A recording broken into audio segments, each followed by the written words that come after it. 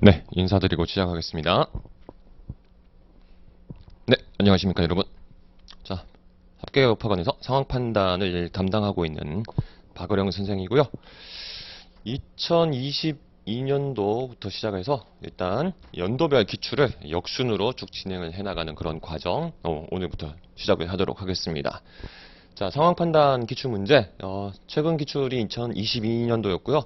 일단 2022년부터 시작을 해가지고 21년, 20년 이런 식으로 이제 역순으로 진행을 할 것인데 지금 현재 22년도 같은 경우는 뭐 나머지 연도도 마찬가지겠지만 각 연도별로 한 4시간 정도씩 앞부분을 2시간, 뒷부분을 2시간 이런 식으로 분절해서 쭉 진행을 해 나가게 될 것 같습니다. 자, 연도별 기출 해설 특강 과정이기 때문에 기본 이론 때 설명을 주로 드리게 되는 각 유형별 문제풀이에 필요한 스킬들이나 출제 원리 같은 것들에 대한 부수적인 설명은 이것까지 자세하게 다 말씀을 드리기는 힘들 것 같고요.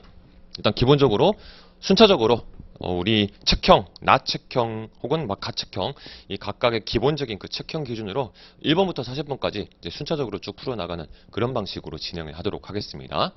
실제로 이제 기본 이론 때도 첫 번째 지문형, 그 다음에 두 번째 규범형, 그 다음에 계산형, 규칙형, 퀴즈형 이렇게 5대 유형으로 나누어서 순차적으로 분석해 들어가는데요. 실제 문제의 구성, 배치는 대부분 다 이런 구성을 좀 따르고 있죠. 다만 과거와는 다르게 최근 기출 문제일수록 지문형에 해당하는 일반적인 독해, 그 다음에 간단한 어떤 수리적 과정을 요구하는 그런 스타일의 문제들이 보통은 앞부분에 포함됐었는데 최근 기출로 오면 올수록 법규형 문제부터 먼저 등장하고 중간에 한 5번이나 6번 정도의 이제 지문형 문제들이 한두 개씩 포함되는 그런 스타일로 배치가 살짝 바뀌었습니다. 자, 아무튼 뭐 전반부에는 아무래도 이제 독해 중심의 그런 스타일의 문제들이 포진이 되고 그다음에 이제 10번대 정도로 넘어가게 되면 이제 계산과 그다음에 퀴즈 중심의 문제들로 그렇게 이제 구분된다고 보면 되겠고요. 그 순서는 우리가 기본 이론 때 다루는 순서랑 대동소이하기 때문에 일단은 순차적으로 쭉 이렇게 진행을 하면 문제 없을 거라고 생각합니다. 자, 첫 번째 시간은 2022년도 기출이고요. 자, 첫 번째 문제부터 바로 여러분들 일단은 다 풀어보셨다는 전제하에서 별도의 풀이 시간 같은 거는 갖지 않고 바로바로 분석 들어가는 식으로 가겠습니다. 자, 1번, 2번 페이지를 살짝 넘겨보면 한 5번 정도까지가 제 법조문을 대상으로 하는 규범형 스타일의 문제들이었습니다. 제가 수업 때도 늘 강조를 하지만 딱 보셨을 때 별도의 아래쪽에 좀 길게 구체적으로 여러 인물들이 등장하는 아니면 뭐 계산을 요구한다든가 아니면 의사 결정과 관련된 프로세스가 등장한다든가 하는 식으로 이제 어느 정도 익숙해진 상태에서 한눈에 딱 봤을 때도 이거는 분절적으로 따로따로 선택지나 상황을 하나씩 해결하는 방식은 좀 힘들겠다 싶은 문제들일 경우에는 본문의 내용을 1차적으로 전체적인 파악을 하고 나서 상황으로 들어가는 게 맞겠지만 그렇지 않고 지금 딱 봤을 때 첫 번째나 두 번째 문제 같은 이런 스타일의 그냥 딱 바로 보기나 선택지가 등장하는 스타일의 문제들은요. 제가 수업 때 늘 강조를 드리지만 선택지부터 먼저 보고 끊어서 분절적으로 처리하는 게 실제 문제풀이에 필요한 시간을 줄일 수 있는 가장 좋은 방법이 된다고 늘 강조를 드립니다. 자, 그래서 첫 번째 문제, 두 번째 문제 마찬가지로 똑같은 방식으로 이렇게 진행을 해보겠습니다. 이 규범형 문제는 이제 초반부 여러분들이 이제 PSAT를 제일 처음에 준비하실 때야 법조문의 구조나 아니면 어떤 표현의 그 의미를 어떤 식으로 파악해야 될지가 좀 이제 생소할 수가 있는 것이지만 어느 정도 숙달이 되신 분들한테는 이제 그 구조가 어떻게 문제화될지 이런 것들이 대충 다 보이실 거예요. 그렇기 때문에 이제 찾아내는 그 키워드 중심으로 선택지에 대응되는 그 구절 혹은 조항을 잘 찾아내기만 하면 금방금방 병렬적으로 처리가 될 수가 있었죠. 자, 다음 글을 근거로 판단할 때 옳은 것을 묻고 있고요. 대충 보니까 지금 여기서는 어떤 위험에 처한 사람이나 아니면 어떤 그런 재산 같은 것들의 어떤 손괴의 가능성을 차단해 준 그런 사람에 대해서 뭔가 이제 그 사람을 의상자나 의사자로 간주를 해주고 그에 대한 어떤 보상 같은 것들을 어떻게 할 것인가와 관련된 내용이 살짝 나오고 있는 것 같습니다. 자, 일단 좀 긴 편이었는데요. 바로 선택지로 들어가서 1번부터 판단해 보겠습니다. 1번, 의사자 갑에게 배우자와 자녀가 있는 경우 보상금은 전액 배우자에게 지급된다. 일단 선택지만 봐도 의사자 혹은 의상자 이런 단어들이 핵심 키워드가 된다는 거 확인할 수가 있습니다. 지금 일단 1번 선지에서 키워드가 되는 것은 의사자 갑에게 배우자와 자녀가 있을 때 이제 이에 대한 이 의사자 갑, 의사자는 이제 죽은 사람이겠죠. 의롭게 죽은 사람인 이 갑에게 보상금을 지급할 때 전액 배우자한테 지급한다고 되어 있는데 이거는 이제 쭉 다시 서칭을 해봅니다. 첫 번째 쪽 1항에서는 어떤 것을 지금 규율하고 있는가 이 법의 적용 대상에 대해서 설명한 것이고요. 가장 일반론적인 이야기였고요. 그 다음 지금 이제 보상금 지급 순위 기준과 관련된 것부터 우선 찾아야 되기 때문에 일단 서칭하면서 그 키워드에 초점을 맞춰가지고 살펴봅니다. 지금 여기 1호부터 4호까지 내용은 제외되는 단서 조항들이기 때문에 이거는 지금 눈여겨볼 필요가 없겠죠. 2항, 3항은 각각 의사자와 의상자에 대한 개념적인 부분이었습니다. 자, 여기에서도 지금 선택지 1번과 관련돼서는 이미 의사자로 딱 설정이 된 사람이기 때문에 이 의사자가 맞는가 아닌가 자체를 고민할 필요가 없죠. 그러니까 역시 넘어갑니다. 그 다음 이제 다음 쪽으로 넘어갔을 때 국가는 의상자가 보여주는 사실성인의 숭고한 희생정신과 용기가 항구적으로 존중될 수 있도록 서운을 수행하는 데 필요한 조치를 할 수 있고 기념사업도 수행할 수 있는데 뭐 좋지만 지금 이제 보상금과 관련된 건 없기 때문에 이제 또 넘어갑니다. 그러면 사망에 나오죠. 다음 각호의 기준에 따라 의상자 및 의사자 유족에게 보상금을 지급하니까 이제 여기서 보면 됩니다. 의상자의 경우는 본인에게 지급하면 되고요. 죽지는 않았으니까. 의사자의 경우에는 배우자, 자녀, 부모, 조부모, 형제자매 순으로 지급한다고 돼 있죠. 자, 순으로 지급한다고 했기 때문에 요 순서 그대로 가죠. 배우자가 1순위, 자녀가 2순위, 부모가 3순위, 조부모가 4순위, 형제자매가 5순위입니다. 앞쪽이 없어야지 후순위 사람들이 보상금 지급 대상이 될 수가 있습니다.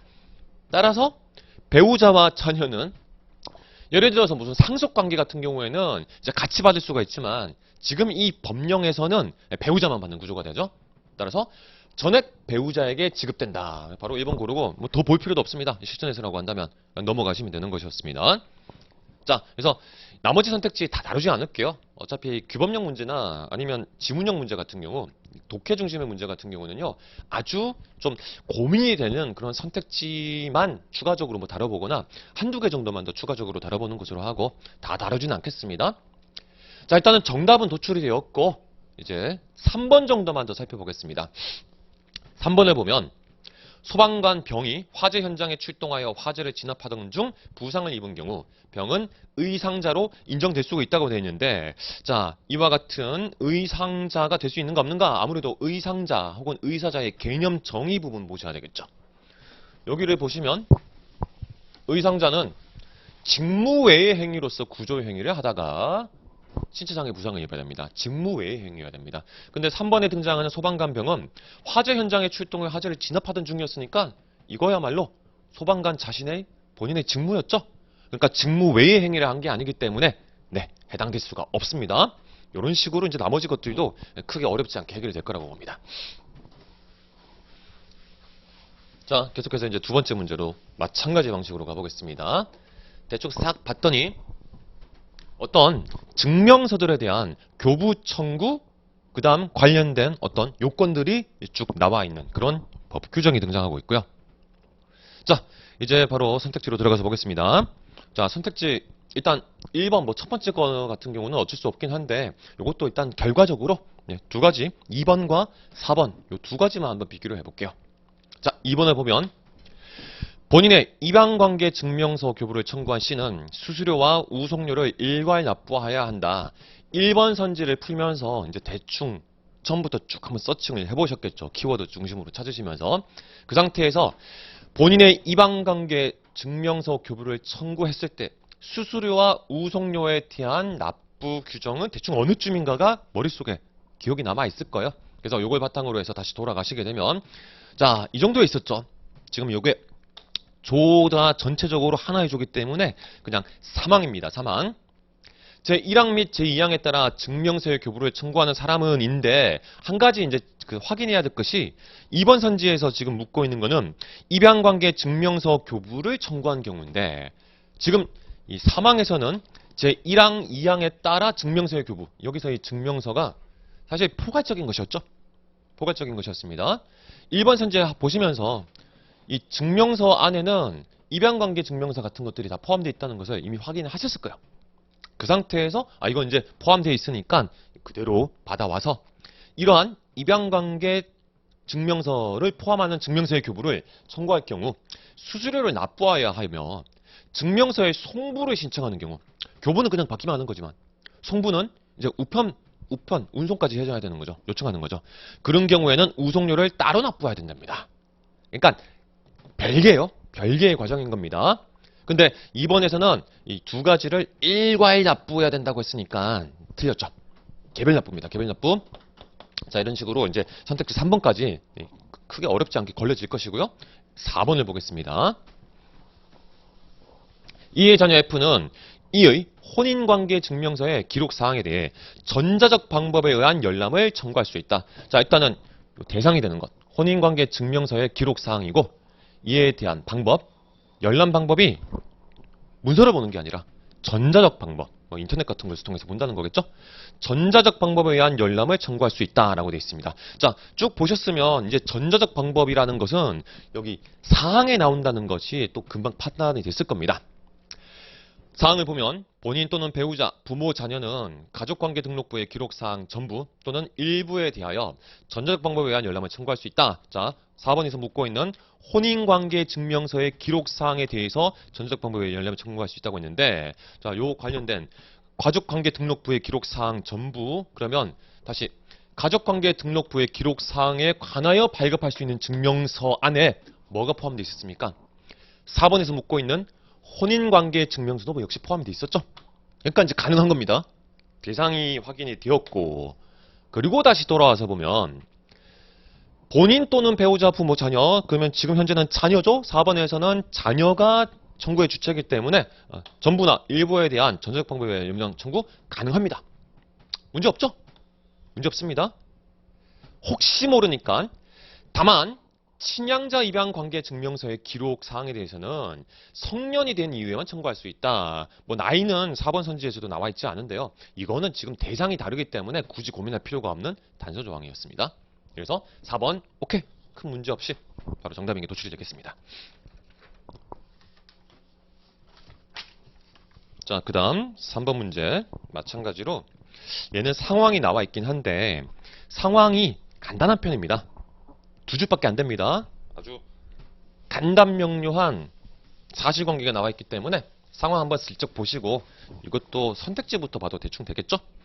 자, 일단 전번문 살짝 보면 소비자가 물품 등의 사용으로 인한 피해 구제를 한국소비자원에 신청할 수 있다라고 되어 있습니다. 이제 이거는 그 물건과 관련된 어떤 사용 과정에서 자기가 뭔가 이제 다쳤다거나 아니면 내가 뭐 어떤 힘을 가하지도 않았는데 지가 알아서 뭐 파손됐다든가 하는 식의 어떤 피해를 받았을 때 이와 관련된 구제 방법이 나와 있는 것이었고요.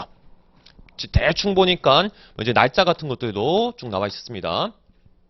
자, 그 다음 이제 조는 총 4가지가 있었고요. 1차적으로는 일단 상황으로 들어가서 바로 선지로 가봅시다. 상황. 소비자 갑이 사업자 을이 생산한 물품을 사용하다가 피해를 입었고요. 이에 갑은 을에게 피해 구제를 일단 신청을 하였습니다. 자, 갑이 을에게 피해 구제를 신청하였고요. 지금 보면 갑이 소비자, 을이 사업자입니다.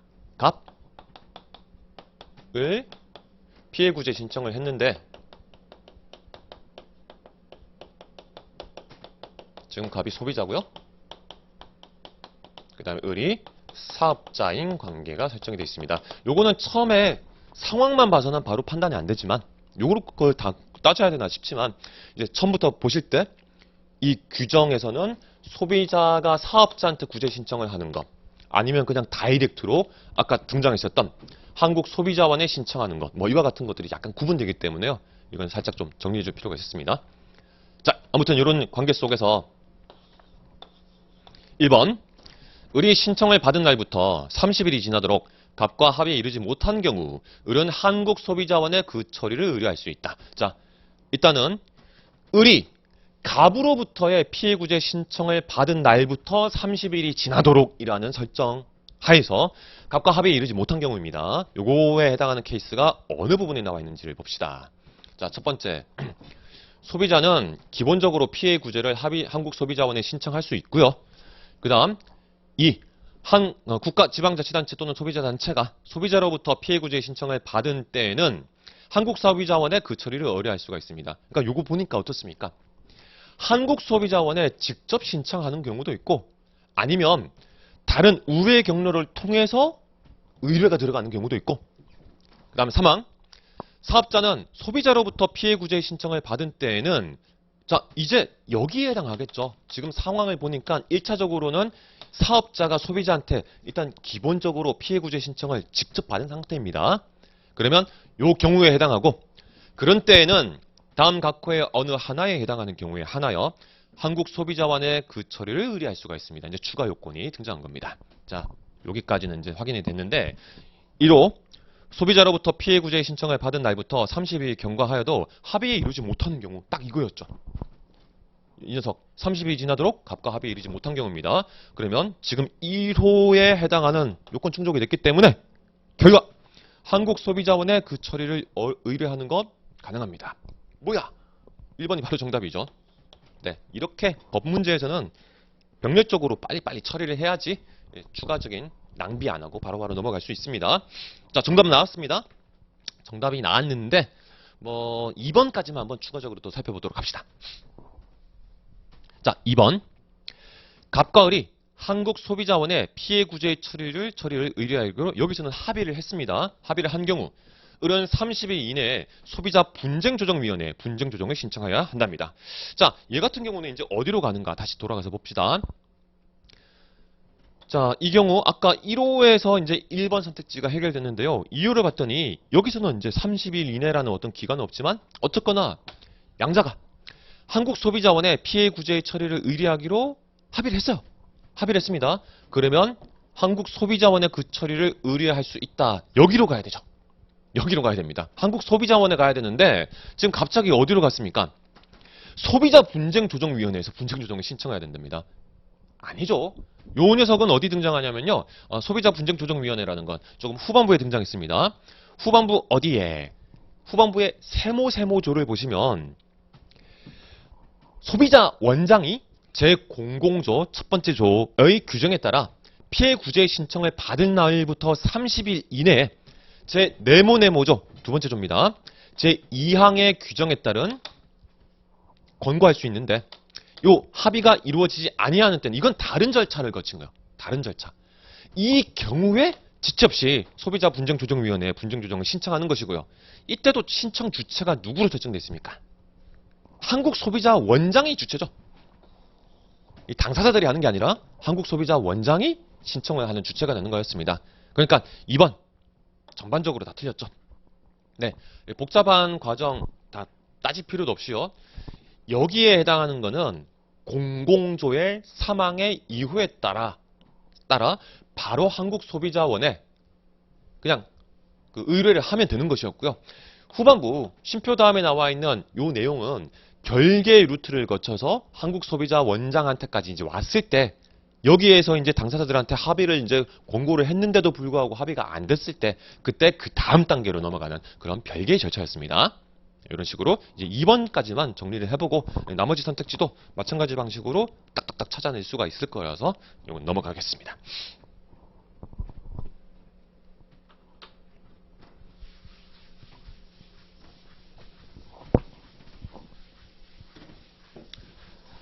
자, 그 다음 4번 문제입니다.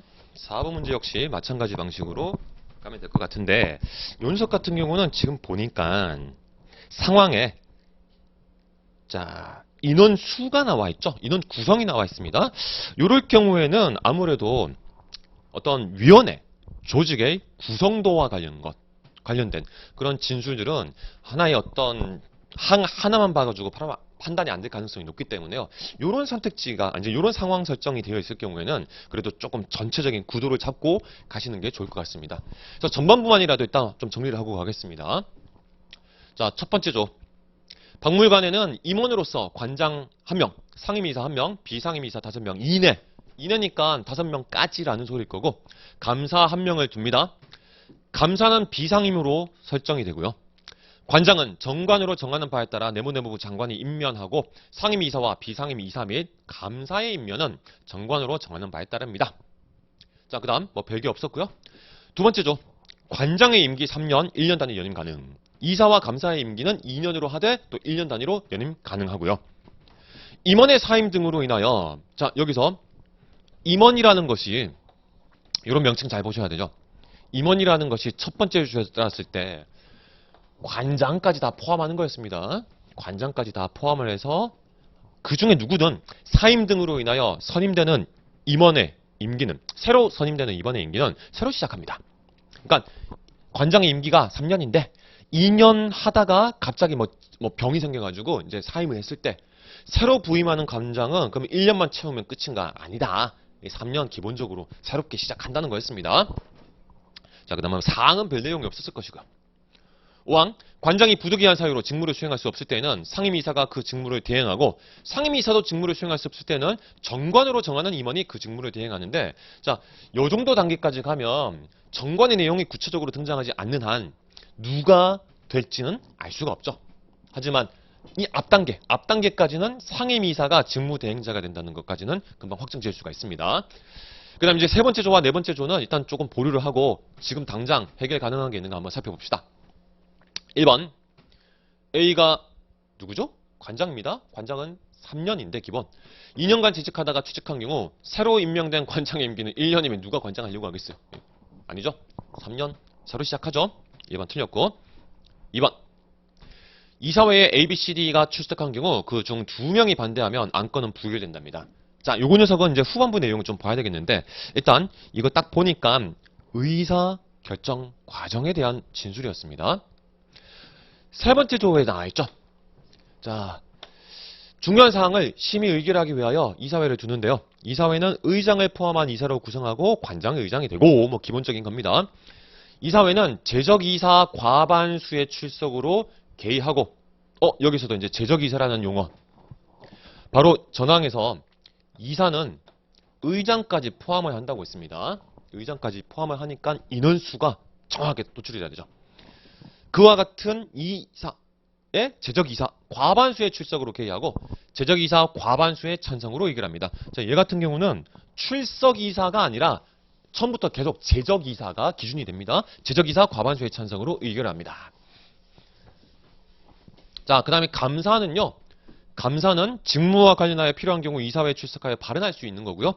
자, 일단은 의장을 포함한 이사로 구성한다고 했으니까 이사회는 그러면 의장을 포함한 이사까지만 포함되니까 감사는 들어갈 것인가? 안 들어가겠죠. 그래서 감사를 빼고 처리를 해주셔야 됩니다. 자, 그러면 이제 상황에서 재적이사가 몇 명인지 봅시다. 관장, 상임이사, 비상임이사 4명. 6명이죠. 6명입니다. 감사는 빼야 되죠. 감사 빼고 6명. 그러면 재적이사가 6명이니까 A, B, C, D, E까지 출석을 했습니다. 일단은 재적이사의 과반 출석은 됐는데 그중 2명이 반대했습니다. 그러면 여기서 말하는 그중 2명은 5명 중 2명이니까 3명이 찬성했다는 소리죠. 3명이 찬성했으면 과반이 안 되죠. 6명의 과반은 4명이 돼야 됩니다. 4명. 네, 짝수기 때문에 딱 그 절반만큼으로는 안 되죠. 한 명 더 많아야 됩니다. 4명은 찬성해야 되는데 3명만 찬성했기 때문에 안건은 부결되는 게 맞네요. 네, 그래서 2번이 정답이 됩니다. 나머지 것들 큰 문제 없을 거라고 봐요. 뭐 4번에 나와 있는 요런 이제 징역 아니면 벌금과 같은 경우 요것만 추가로 본다면 이 녀석은 이제 내용상 맨 마지막 조에 있었죠. 자, 마지막 조의 내용을 바탕으로 4번까지만 보겠습니다. 박물관의 임직원이나 임직원으로 재직하였던 사람은 그 직무상 알게 된 비밀을 누설하거나 도용해서는 아니 되고, 이와 같은 제1항을 위반하여 직무상 알게 된 비밀을 누설하거나 도용한 사람은 2년 이하의 징역 또는 2천만 원 이하의 벌금에 처합니다. 자, 근데 4번 이거는 병과를 했죠. 병과. 이 구조가 익숙하실 겁니다. 여기서 말한 거는 2년 이하의 징역형 때리거나 징역형이 아니면 그냥 벌금형만 처하거나 둘 중에 하나를 선택하는 구조지 둘 다 묶어서 하면 안 됩니다. 여기서 병과를 해버렸기 때문에 잘못된 것이죠. 이것도 기존 기출분석이나 이제 뭐 기본 이론 같은 것을 쭉 충실히 따라오셨다고 한다면 충분히 다 기준이 잡혀 있을 겁니다.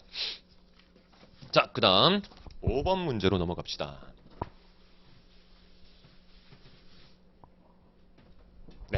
5번 문제 상황이 조금 복잡합니다. 딱 보셔도 인원수 나와 있고 뭐 날짜까지 나와 있죠. 거기다가 상황의 맨 마지막은 A시의회 재적 의원의 숫자, 그러니까 뭐 의사 결정 과정까지 나올 수가 있기 때문에 얘는 병렬적으로 처리하기가 좀 힘들어 보입니다.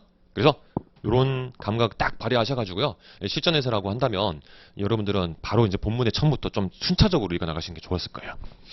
자, 가봅시다. 일단 첫 번째, 19세 이상 주민, 이하 주민이라고 합니다. 자, 개념 정의 내려줬죠? 앞으로 주민이라고 하면 19세 이상이에요. 19세 이상. 이와 같은 주민은 지방자치단체의 조례에 제정, 개정 및 폐지를 청구할 수 있는데요. 시도와 인구 50만 이상 대도시에서는 주민총수의 100분의 1 이상, 시군 및 자치구에서는 주민총수의 50분의 1 이상의 연서로 자치단체의 장에게 조례를 제정 같은 것을 청구할 수 있습니다. 자, 여기서도 이제 주의해서 보셔야 되는 게, 요거는 다른 기출들에서 이미 많이 반복이 됐었기 때문에 이제 얼추 감 잡을 수 있지라고 하고 별도의 어떤 각주 같은 것을 처리를 하지 않고 그냥 출제가 된 것 같습니다. 그러나 우리는 다 알고 있죠. 자, 같은 시라고 하더라도 이렇게 시도로 묶여 있고 시군 구로 묶여 있을 때 이 시의 성격이 다르죠. 얘는 뭡니까? 광역자치단체로서 광역시, 뭐 특별시 이런 것을 말하는 것이고, 얘는 기초자치단체로서의 그냥 일반적인 시를 말하는 것이죠. 그래서 여기 상황에 등장하는 A시는 네모도의 A시이기 때문에 요거 뭡니까? 광역이 아니고 기초자치단체로서의 시가 되는 거죠. 그래서 50분의 1 기준을 적용해야 되는 것이었습니다. 자, 처음에 읽을 때부터 좀 잘 처리를 하셨어야 될 것 같고요. 아무튼 이와 같은 연서를 받아가지고 청구할 수 있고, 조례, 제정, 개정, 폐지안을 작성하여 제출해야 되고요. 그 다음 지방자치단체의 장은 청구를 받은 날부터 5일 이내에 그 내용을 공표해야 하며, 공표한 날을 포함하여 10일간 청구인 명부나 그 사본을 공개된 장소에서 누구나 열람할 수 있도록 해야 합니다. 자, 날짜들이 계속 나오는데 공표의 기한은 청구받은 날부터 5일 이내. 그 다음 이제 공표를 했어요. 공표를 한 날 포함해가지고 10일 동안은 뭘 가지고 이 사람들이 이런 청구를 했는가 일단 공개를 해야 되겠죠. 주민들한테 정보를 공개를 해야 되겠죠. 그래서 열람할 수 있는 그 열람 기간을 또 설정해 줬습니다. 10일간. 이때는 공표한 날을 포함한다는 거 빠뜨리면 안 될 거고, 그 다음 이거 청구받았다고 그냥 바로 해주면 됩니까? 안 되죠. 이의제기하는 사람도 있을 수가 있겠죠. 그래서 청구인 명부의 서명에 관하여 이의가 있는 주민은, 혹은 여기서는 이제 뭐 굳이 전체적인 반대라기보다는 나 서명 안 했는데 이 누가 내 거 도용해가지고 서명해버렸냐, 이런 식으로 이제 이의가 있는 주민도 있을 수가 있으니까 그 주민은 열람 기간 동안 해당 지방자치단체의 장에게 이의를 신청할 수가 있습니다.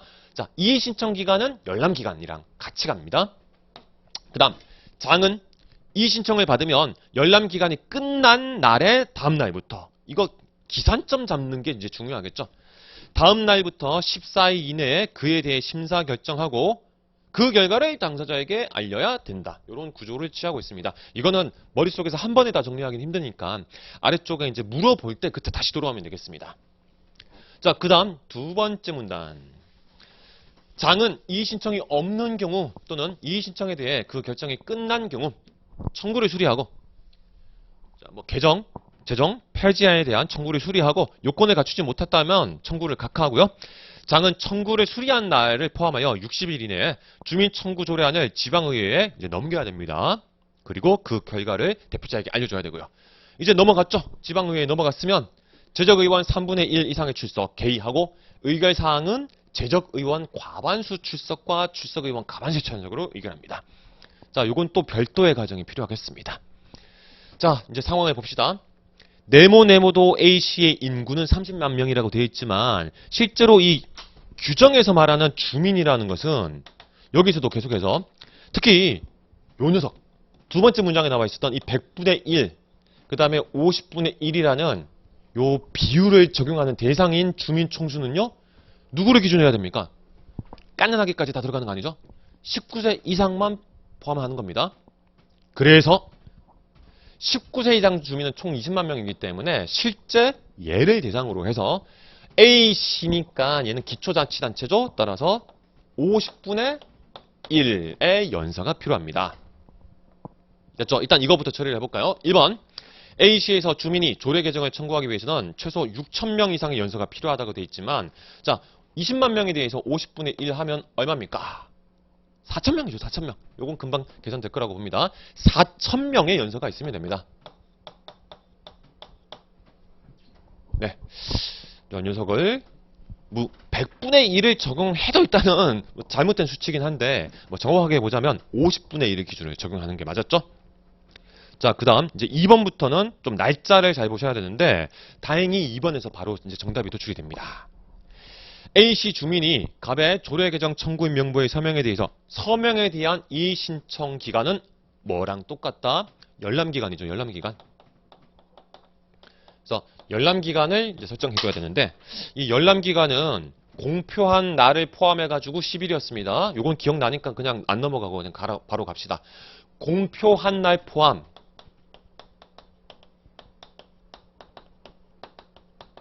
10일입니다.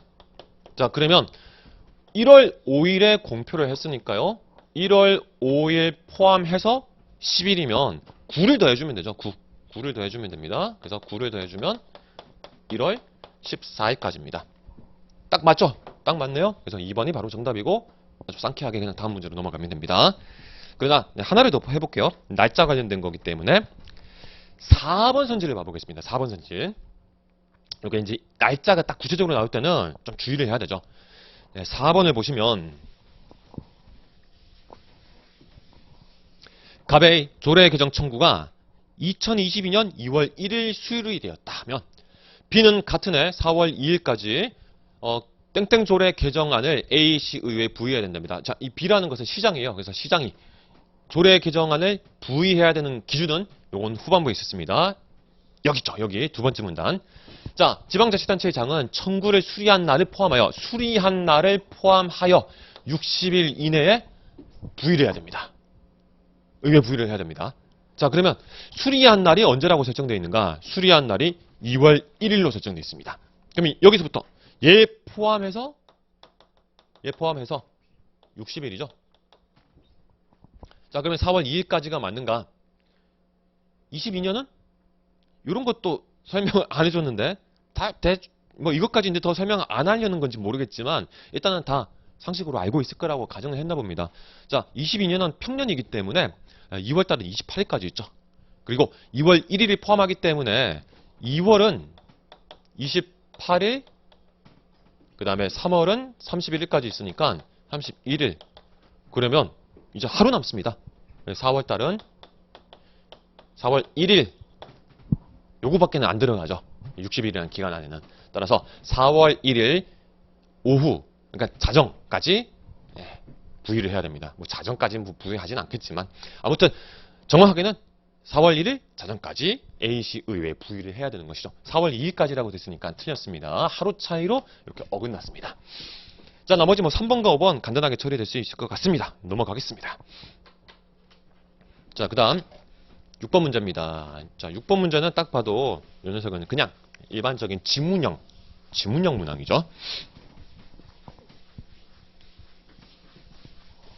딱히 어렵지 않을 겁니다. 자, 다음 글을 근거로 판단할 때 보기에서 옳은 것만을 모두 고르면, 자, 첫 번째 문단에서 이런 식의 통념에 대한 검증을 해보겠다라는 거 금방 확인할 수가 있을 겁니다. 별 내용 없었어요. 그냥 이것저것 조사했다라는 것밖에 없기 때문에 여기는 그냥 진짜 가볍게 읽고 넘어갈 수 있을 겁니다. 사람들은 관리자의 업무 지시 능력이 뛰어난 작업장일수록 업무 실수 기록 건수가 적을 것이라고 생각하는데 한번 검증해봤다. 그래서 이제 두 번째 문단에 그 결과가 나옵니다. 자, 결과를 봤더니 2번 분석 결과 관리자의 업무 지시 능력이 우수할수록, 그 다음 근로자의 직무 만족도가 높을수록 업무 실수 기록 건수가 오히려 많았습니다. 반대죠. 반대로 갔어요. 업무 지시 능력이 우수할수록 업무 실수 기록 건수가 많았고, 근로자의 직무 만족도가 높을수록 역시 기록 건수가 많았습니다. 그 다음 세 번째, 근로자가 상급자의 실수 지적을 두려워하지 않고 자신의 실수를 인정하며 그것을 통해 학습하려는 직장 문화에서 뭔가 좀 개방적이고 열정적인 그런 직장에서는 오히려 업무 실수 기록 건수가 많았습니다. 그러니까 왜 그렇겠습니까? 이게 업무에서 실수가 발생하는 것을 뭐 비난하거나 탓하거나 하지 않고 어떤 그 밑거름으로 삼을 수 있는 건전한 문화가 이제 발달했기 때문이겠죠. 그래서 실수했어도 괜찮아. 고치면 되지. 이런 식의 문화가 강했던 것 같습니다. 그 다음 맨 마지막. 반면 업무 실수 기록 건수가 적은 작업장에서는 근로자가 자신의 실수를 보고하면 상급자로부터 질타나 징계를 받을 것이라는 우려 때문에 그러니까 겁먹은 겁니다. 대충 각 잡혔죠? 기억. 업무 실수 기록 건수가 많은 작업장에서는 실수를 통해 학습하려는 직장 문화가 약할 것이다? 이게 무슨 소리예요? 여기에서 위배되는 거죠? 요 내용과. 그 다음에 니은. 기록 건수가 많다고 해서 근로자의 직무 만족도가 낮은 것은 아닐 것이다. 자, 직무 만족도가 높을수록 오히려 기록 건수가 많았다고 했으니까 이걸 반영한 선지였습니다. 그러면 기억 빠지고 니은. 근데 아직 3번, 4번 후보 남아있고요. 디귿. 관리자의 업무 지시 능력이 우수한 작업장일수록 업무 실수 기록 건수가 적을 것이다. 이렇게 단정 못하죠. 첫 번째 항목에서 봤습니다. 업무 지시 능력이 우수한 작업장일수록 오히려 기록 건수가 많았다고 했습니다. 네, 여기 딱 위배되는 거니까 자동적으로 일일이 들어가야 됩니다. 별게 없었습니다. 자, 그 다음 7번 문제는 뭐 전통적으로 이런 지문형 문제 중에 한두 문제 정도는 비율, 수치적 판단을 요구하는 그런 문제들이 등장하죠. 역시 마찬가지였습니다. 7번 문제 역시 이제 쭉 보시면 상황에서부터 이미 수치값이 나오고 있습니다. 자, 이건 딱 보니까 병렬적으로 접근해 들어가기가 약간 애매하니까 어쩔 수 없이 이 녀석도 처음부터 좀 정리를 해야 될 것 같아요. 자, 한 지리학자가 임의의 국가에 분포하는 도시를 인구 규모선으로 배열할 때 도시 순위와 인구 규모 사이에 일정한 법칙이 존재하는 걸 발견했습니다. 이를 도시의 순위 규모 법칙이라고 하는데 이에 따른 분포를 순위 규모 분포라고 한답니다. 순위 규모 분포가 나타나는 경우 인구 규모 두 번째 도시에 그러니까 2위 도시의 인구는 1위 도시에 여기서는 1위 도시가 수위 도시라고 이제 개념이 설정이 됐습니다. 수위 도시가 1위 도시. 1위 도시 인구의 절반이고 세 번째 도시의 인구는 3분의 1이 된다. 뭐 그러면 이런 규칙성이 있으니까 네 번째 인구인 도시는 뭐 4분의 1이 되겠네요. 자, 그다음 두 번째 문단. 이와 달리 한 국가의 인구 규모 1위 도시에 인구가 집중되는 양상이 나타나면 이를 종주분포라고 하는데 도시화가 전국적으로 진행되지 않은 나라에서 한 국가, 그러니까 국가의 수도에만 특정 도시에만 집중이 되는 그런 나라에서는 인구 규모 2위 이하의 도시에 비해 1위 도시의 인구 규모가 훨씬 큰 종주분포 형태를 보인다. 이런 분포가 이제 어떤 특징을 가지는가? 이때 1등 도시는 종주도시라고 불립니다. 여기서는 수위 도시, 여기서는 종주도시. 대상은 똑같죠? 1위 도시.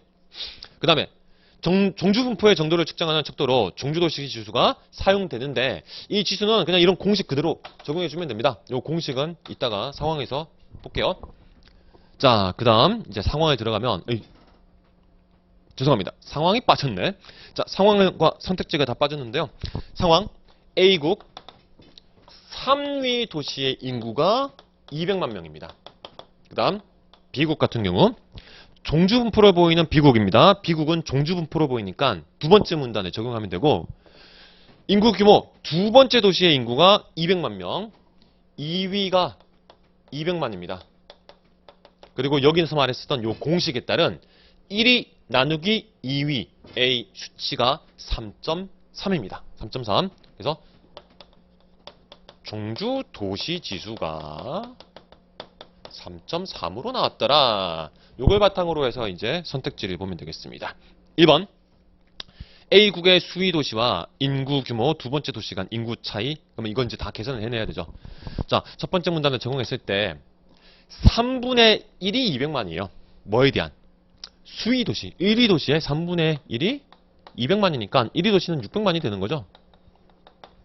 그러면 자연스럽게 2위 도시는 얼마가 됩니까? 2위 도시는 절반입니다. 절반이니까 300만이 되겠죠. 다 나왔고요. 그 다음 다시 1번에서 수위 도시와 인구 규모 두 번째 도시 간 인구 차이는 300만 명이 딱 맞으니까 그냥 바로 1번 고르고 넘어갔으면 됐었죠. 자, 어렵지 않습니다. 그 다음 2번 B국의 인구 규모 세 번째 도시의 인구를 알 수가 없죠. 지금 본문에 나와 있는 정보는요. 1위와 2위 사이의 관계만 보여줬습니다. 어떻게? 1위에서 2위를 나눴더니 3.3이 됐어요. 그러면 1위 도시의 인구는 나누어서 200만을 나눴을 때 3.3이 됐으니까 넘겨가지고 그냥 곱해주면 되죠. 그러면 1위 도시의 인구는 200만 곱하기 3.3에서 660만 나옵니다. 네, 얘는 알 수가 있는데 3위 도시와 관계된 정보는 없습니다. 그래서 2번 안 되고 3번 이제 요 두 가지가 나왔기 때문에 3번과 4번은 이 수치 가지고 판단하면 됩니다. 다 잘못됐어요. 5번도 마찬가지입니다. 그래서 요건 그냥 이 정도만 하고 넘어가겠습니다. 자, 7번까지가 이제 독해형 문제였다고 한다면 이번 연도 기출은 약간 좀 빠르게 8번부터 1번부터 10번 사이에서 벌써 퀴즈형 문제가 등장했습니다. 뭐 퀴즈형 문제가 좀 앞에 놨다고 해서 요 녀석이 뭐 겁먹을 정도의 그런 문제는 아니었죠. 자, 퀴즈 문제를 풀 때는 일단은 배치형 문제다라는 감이 들 때는 표를 빨리빨리 만들 수 있는 그런 순발력을 발휘해 주셔야 됩니다. 자, 8번입니다. 다음 글을 근거로 판단할 때 을이 계산할 금액은 얼마인가? 일단은 금액 계산을 요구하기 때문에 뭔가 계산형 문제인가 싶었지만 실제로 여기서부터 쭉 보시면요. 아, 요거 표 만들어서 OX 처리하거나 하는 그런 문제구나. 이런 스타일이라는 거 금방 체크하셨을 겁니다. 자, 여기서부터 볼게요. 얘는 나중에 각자 어떤 색깔을 몇 접시 먹었는가 나와야지 이건 이제 적용할 수 있죠. 봅시다.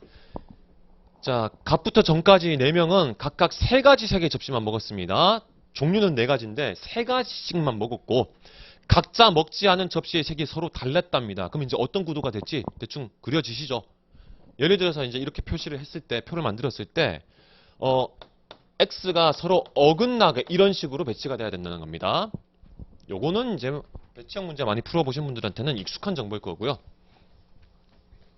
그 다음 이들이 먹은 접시 개수를 모두 세어보니 빨, 칠, 파, 사, 노, 발, 검, 삼 개였고요. 이거는 이제 기본 개수. 이들이 먹은 접시에 대한 정보는 다음과 같아서 이제 여기서부터가 본격적인 정보였습니다. 갑은 빨간색 4개, 파란색 1개, 노란색 2개를 먹었다. 뭐 여기서부터는 이제 어떻게 처리해야 될지 아시겠죠? 표를 일단은 대충 만들어 놓고 채워나가면 됩니다. 자, 갑은 빨 4, 파 1, 노 2 먹었습니다. 검정 안 먹었어야 되죠? 검정은 먹지 않았어야 됩니다. 그러면 갑이 먹은 거는 전체 일단 7개인데 요 합계는 굳이 안 해도 상관없을 겁니다. 자, 그 다음 두 번째, 병은 을보다 파란색 접시를 1개 더 먹었으며, 자, 각자가 먹은 전체 개수는 몰라도 일단은 이 전체 각 색깔별로 몇 개씩 있는가는 이건 좀 중요한 정보겠죠? 이건 아래쪽에 적어둡시다. 자, 빨간색은 7개, 그 다음에 파란색은 4개, 노란색이 제일 많네요. 8개. 그 다음에 검정색은 3개입니다. 헉! 이미 여기서 뭔가 좀 딱 느낌 오지 않습니까? 앞에서 뭐라고 말했는가? 각자 먹지 않은 접시의 색은 서로 달랐습니다. 3가지씩 먹었고요. 그러면 갑은 검정을 안 먹은 유일한 사람이니까 이 나머지 사람들은 전부 다 검정색 접시를 먹었어야 되는데 검정색 해봤자 3개밖에 없어요. 그럼 어떻게 될지 바로 보이죠? 네, 무조건 한 접시씩 잡수셨어야 됩니다. 이런 것도 이제 뭐 나중에 봐도 되고 지금 보면서 바로 판단해도 되는데 일단은 이렇게 나오고요. 자, 그 다음 다시 두 번째로 돌아와서 병은 을보다 파란색 접시를 1개 더 먹었습니다. 파란색은 4개밖에 없어요. 파란색은 4개밖에 없는데 병이 을보다 1개 더 먹었답니다. 그 다음 병은 노란색은 먹지 않았습니다. 병부터 먼저 처리해 봅시다. 병은 노란색을 먹지 않았고 파란색에 있어서는 을보다 1개 더 먹어야 되니까 이런 게 어떻게 나올 수가 있습니까? 요 진수를 정리를 해보면 을보다 병이 많은데 어차피 지금 남은 게 3개니까 2개, 1개 먹거나 아니면 1개, 그 다음에 0개 먹거나 이것도 가능하죠? 이것도 가능할 수 있습니다. 그러면 이제 이런 구도가 된다면 을이 안 먹은 건 파란색이 될 것인데 이게 맞는가는 조금 더 봐야 되겠어요. 아직은 이제 확정 못하겠고 넘어갑시다. 자, 마지막 진술입니다. 정. 모두 6개의 접시를 먹었고 이 중 빨간색 접시는 2개였고 빨간색 2개, 파란색 접시를 얘는 안 먹었답니다. 아, 그러면 이제 됐죠? 이제 됐죠? X가 어디 들어가야 될지 남은 거 보이실 겁니다. 을은 빨간색 접시를 안 먹었습니다. 그러면 아까 봤었던 요 구도는 불가능하니까 요 녀석으로 가야 되죠? 그래서 1, 2, 7, 4이니까 여기는 1이 될 것이고 이제 여기가 문제인데요. 이 부분과 관련된 것도 얘를 통해서 다 채워집니다. 자, 6개를 먹었는데 나머지 다 반영해놨습니다. 그러면 남아있는 노란색 접시 몇 개 먹어야 되는지 나오죠? 3개 먹어야 됩니다. 그러면 나머지가 을한테 가야 되죠? 네, 이렇게 해서 이제 다 확정하고 이거 가지고 이제 금액 계산해 주시면 됩니다. 넘어갈게요. 금액 계산은. 자, 그 다음 9번 문제입니다. 9번 문제는 또 이게 제가 이제 정리하는 기준으로는 규칙형 문제라고 이제 분류를 할 수가 있는데 일단은 뭔가 좀 규정, 법 규정 같은 그런 느낌도 들고요. 근데 대화의 이제 두 번째 후반부를 보면 얘 같은 경우는 뭐 금액 계산과 관련된 그런 기준이기 때문에 이건 또 이제 계산형인가 싶기도 합니다. 이제 좀 짬뽕이 돼 있는데 크게 봐서 일정한 규칙, 어떤 요금 산정의 규칙 같은 것들이 이제 적용되는 그런 형태라고 해서 계산 중심의 규칙형 문제라고 보면 되겠습니다.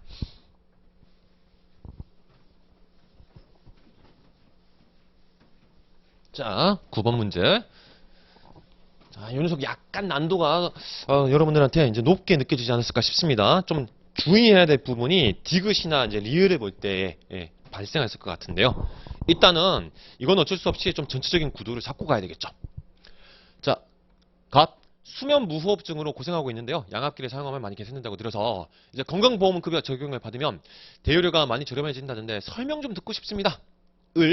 급여 대상이 되려면 일단 급여 대상이 돼야 되겠죠. 급여 대상이 되려면 수면 다원 검사를 일단 받으시고요.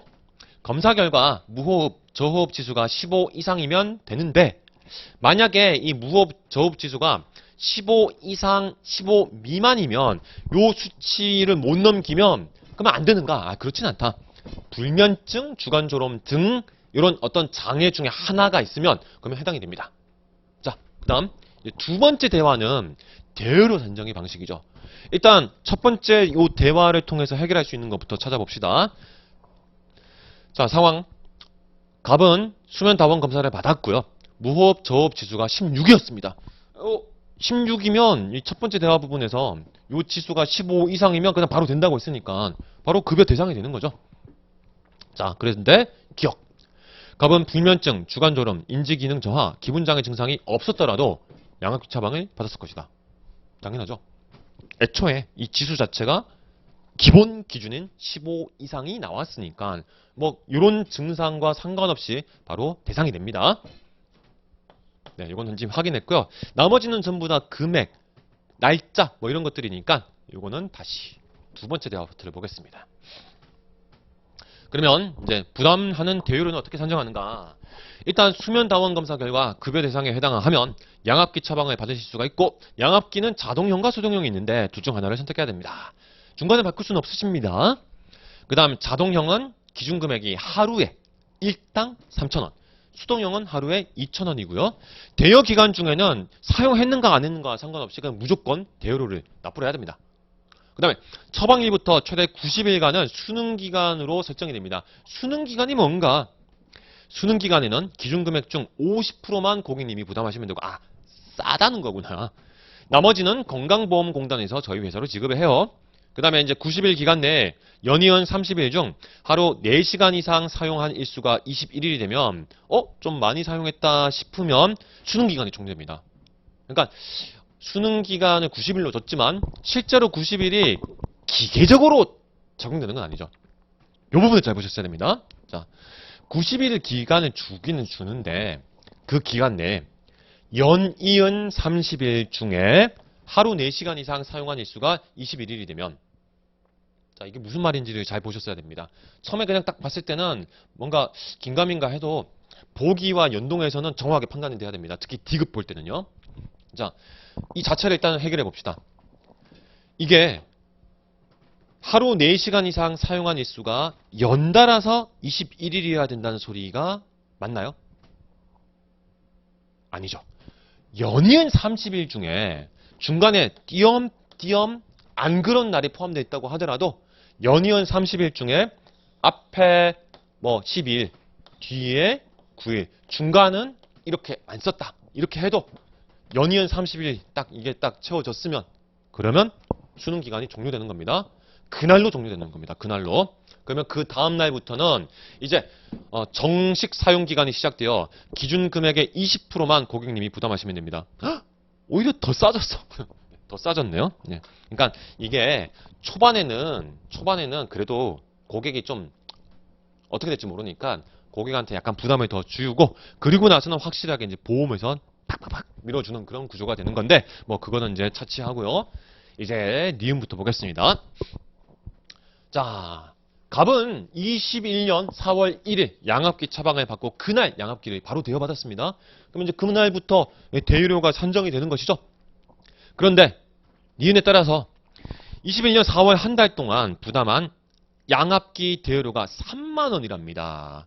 자, 4월 한 달 동안만 보는 겁니다. 4월 한 달 동안만.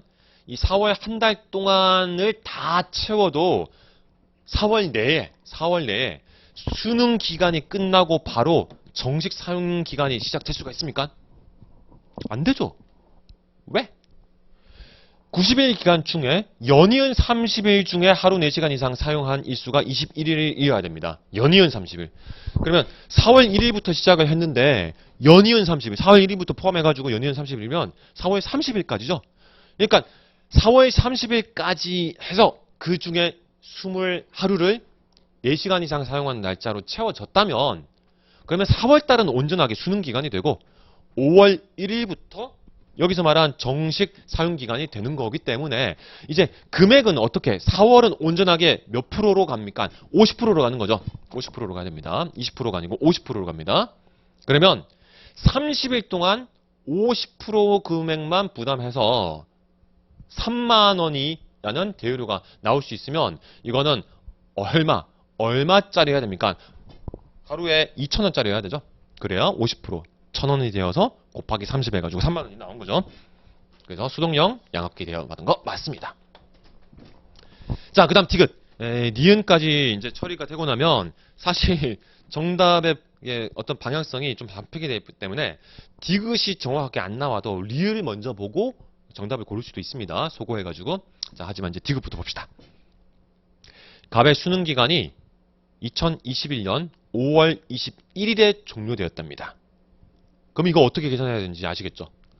다시 연이은 30일 중 하루 4시간 이상 사용한 일수가 21일이 됐을 때 연이은 30일을 기준으로 그 안에 어떻게든 이 21일이라는 어떤 그런 날짜가 딱딱딱 채워졌을 때 그때 그날로 수능 기간이 종료됩니다. 그럼 여기서 말하는 이 그날이라는 것은 이 연이은 30일의 마지막 날이 되겠죠.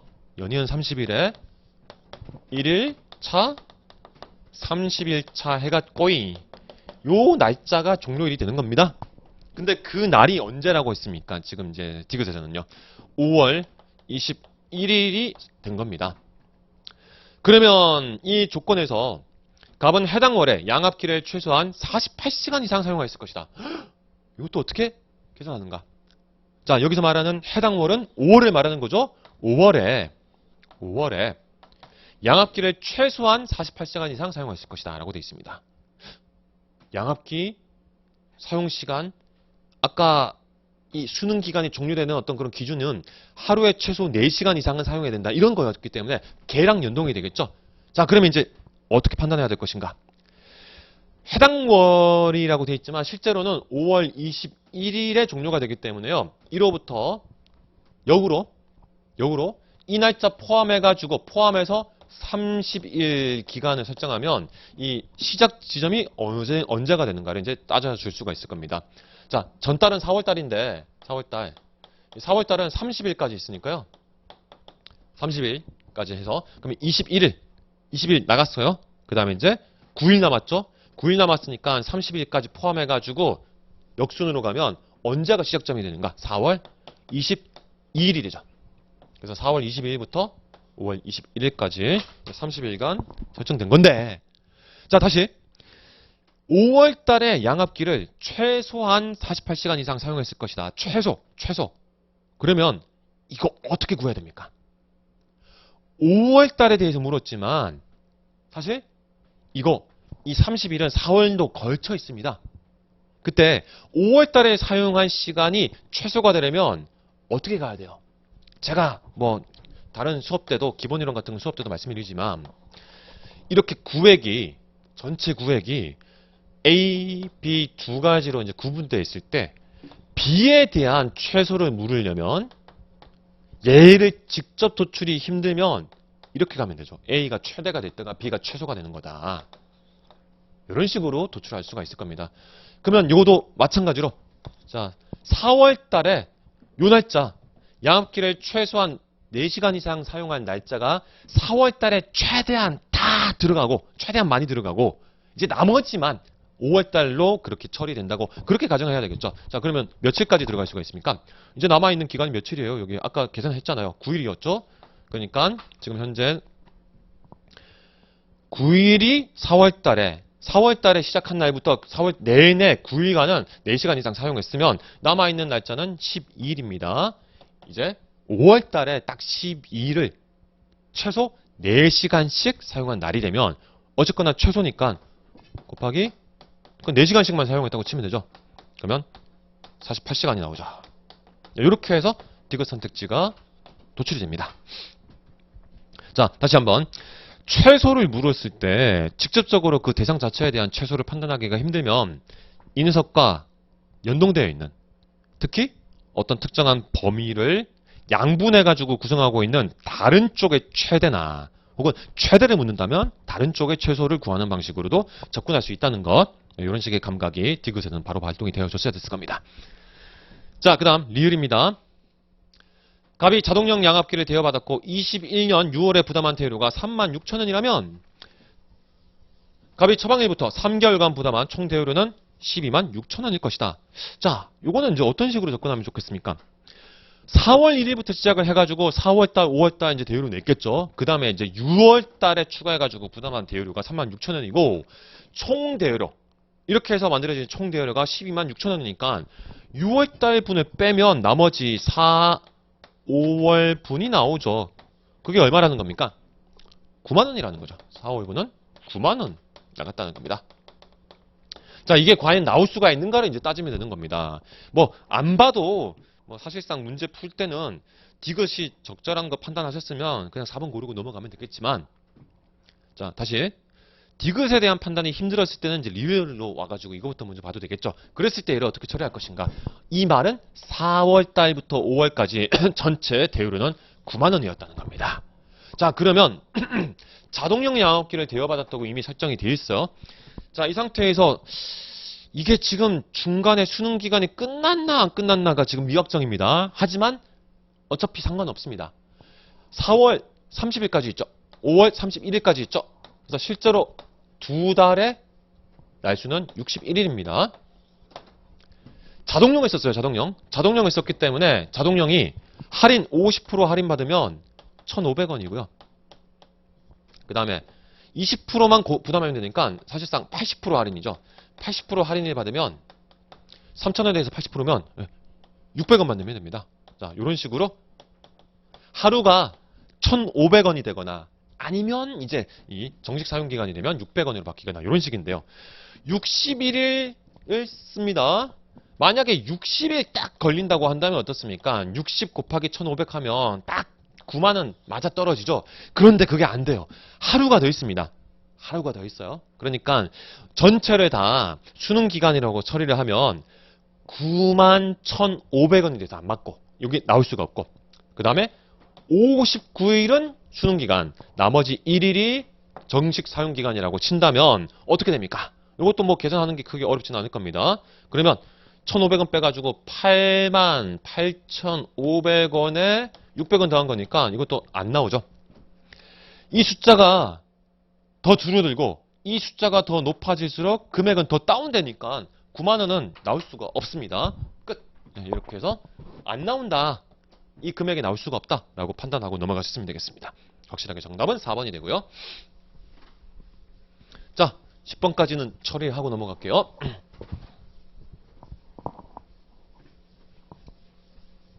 자, 10번입니다. 상황을 근거로 판단할 때 네모네모시가 A동물보호센터에 10월 지급할 경비의 총액은 얼마인가? 이게 상황도 일단 좀 양이 많았고 뭐 위쪽에 있는 본문의 항목들도 사료비, 인건비, 그 다음에 뭐 가산하는 방식, 그 다음 맨 마지막 이제 경비 지급 방식 이렇게 해가지고 크게 이제 세 가지가 나와 있었는데 일단 표 막 들여다봐봤자 우리가 뭐 머릿속에 바로 기억할 수 있는 건 없으니까 이런 것들은 이제 뭐 일일 사료 급여량이 한 마리당 뭐 그람 수가 일단 설정이 돼 있구나 이런 거 따져줘야 되겠구나 판단하시면 되고요. 인건비 같은 경우는 이제 두 가지가 나눠졌습니다. 포획 활동비와 관리비. 오케이, 이것도 이제 상황에서 보고 다시 돌아오면 되겠습니다. 그다음 세 번째, 이 주인이 유실동물을 찾아간 경우 동물보호센터가 주인에게 보호비를 징수하는데 보호비는 보호일수와 관계없이 그냥 한 마리당 10만 원으로 고정. 단 3일 미만 보호했을 경우에는 그거는 봐준다. 봐줘서 징수하지 않고 7일 이상 보호했으면 50% 가산을 해줍니다. 자, 그 다음 맨 마지막 사료비와 인건비는 합하고 보호비는 공제를 하니까 빼주는 거죠. 이렇게 해서 경비가 산출이 됩니다. 자, 아래쪽 이제 상황을 보시면 네모네모시 소재 A동물보호센터가 9월 한 달 관리한 동물의 일평균 마리수는 다음과 같습니다. 일단 개, 그 다음에 고양이 있고요. 이 녀석들 관련돼 가지고 1차적으로 사료비 산출해야 되죠. 요거 그대로 표를 비교해 보면서 계산하시면 됩니다. 그러면 개 같은 경우 10kg 미만인 녀석은 일평균 10마리가 있습니다. 그러면 지금 1일 사료 급여량이 한 마리당 300g이니까 얘 같은 경우는 3kg이 되는 거죠. 3kg가 하루에 나갑니다. 그러면 킬로그램당 5,000원이니까 곱하기 3 해주시면 되겠고 15,000원이죠. 2.5만. 근데 30일이죠. 30일. 그러니까 요 계열에서는 45만 원 나옵니다. 나머지도 똑같은 식으로 그렇게 계산해 주시면 돼요. 요거는 어차피 단순 작업이니까 결과만 정리할게요. 사료비 45, 30 해서 합산하면 120만 원 나옵니다.